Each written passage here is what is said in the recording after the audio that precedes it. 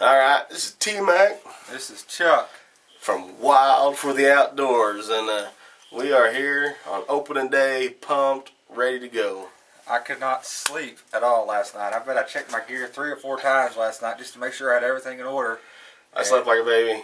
It's crazy. I went down and it was like... Oh, goodness. I got up at like 1 o'clock this morning. Couldn't go back to sleep, and when I finally did, my alarm went off, so I'm a little groggy this morning, but I'm still fired up, ready to go, man. Excited. I'm getting over this funk I had. I ain't coughing near as much as I was, so I'm trying to get it out now before we get out in the woods. But I'm going to give up my opening day to go film Chuck. Awesome. And awesome. We're going to go try and put one on the ground, and it's going to be a heck of a day no matter what, because we're going to sit in the woods. That's right. We're finally going to sit in the woods. Under actual hunting circumstances. Bow in hand, license in pocket, tag in pocket. Like I said this morning, I have neither or tag. Tyson is going to give up his opening morning, which is awesome. Thanks, brother. To film me for 2 reasons, I think. Number 1, we're probably going to see some deer. We've got some pretty good activity where we're going.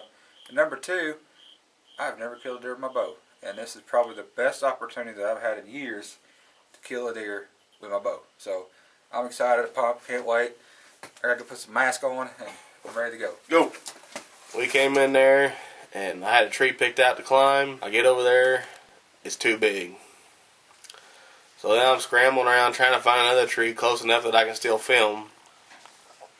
And it just didn't happen. So I just planted my butt right there in between those 2 great big old white oaks. But then the wind, which was iffy at best, you know, it ended up switching around and blowing straight out of the east, which is where we figured the deer was going to come from. So we ended up just getting out of there about 9 o'clock, which is really early for me and Chuck. And that evening, I was just sitting there, nothing going on, while Chuck, he had his own thing going over there. You need to go check out his video and you'll see. Day number 2, I seen 4 does off the ground because I tried to climb a tree, dropped my bow, went down to get my bow, went back up, dropped my arrows, and I didn't want to get started on that day.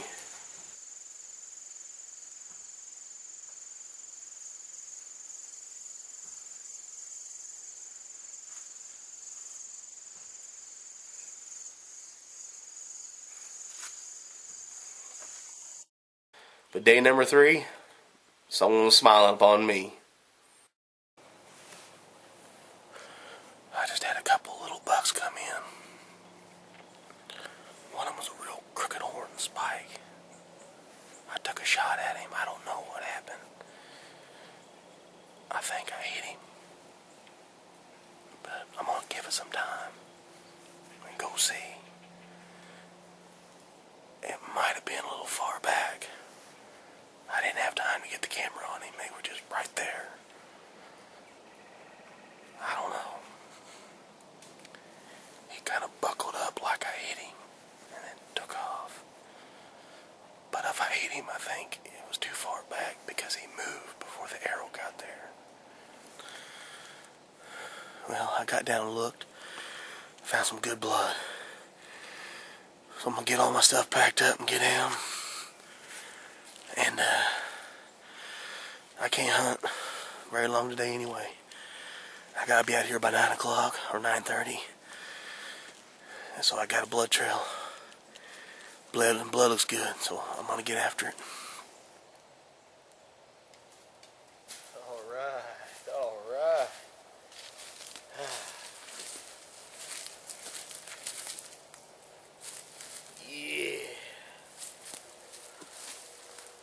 I thought he was a spike. He's a 3-point. Still got velvet on his horn for some reason. He's been injured. Looks like he's been shot in the back leg. There's a hole right there. Looks like somebody might have 22'd him or something. But I tell you what, this is a long time coming for me. I didn't shoot one with the bow last year, and I was determined this year I was going to get me one on the ground first thing. I didn't care. I trophy hunted like crazy last year and didn't end up with nothing. This year I drew out from McAllister. That's an extra buck tag. So I pretty much have 3 buck tags. I have to put one of them on a deer in McAllister though, but I was going to put something down. I didn't care. And my kids are going to be thrilled because they want some jerky. Shot wasn't what I wanted, and there was a healthy blood trail, and I tell you, I know exactly what happened. I clipped that main artery runs along that spine going in, because I tell you what, he turned a lot more than I thought he did. And but I also shot a lot farther than I thought I did too. When you're shooting instinctive, your brain just kind of tells you what you got to do if you've been doing it long enough. And I didn't know he was that far, but I was pretty confident I could hit him and make a good shot. Well, it turned out I got a little lucky on the shot. But he's here, he's down. I'm happy. I can't wait to get this thing home and show the kids. They have been screaming for deer jerky. Got my recurve here I'm buying off of Ike. Got it tested out. And hey, the old stick and string, and I'm talking stick and string, is all you need. And a good sharp broadhead. I'm pretty impressed with the Red Feather Archery's Razor Hawk.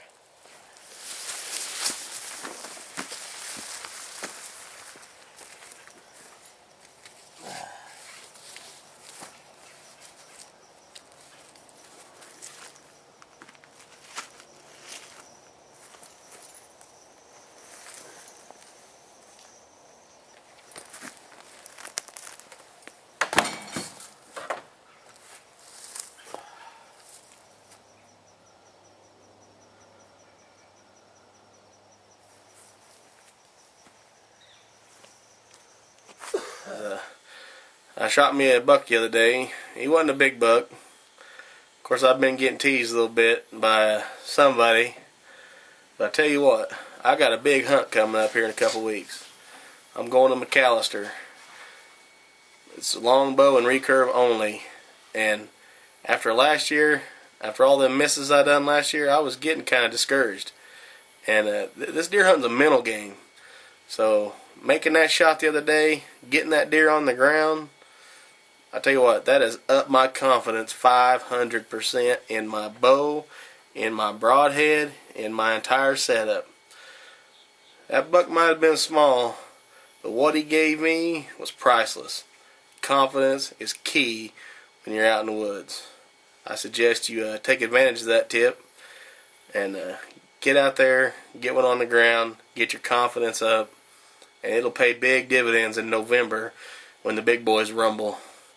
And plus now, I got meat in the freezer. A couple more does, I'll be set to go, and I can really concentrate on them big boys.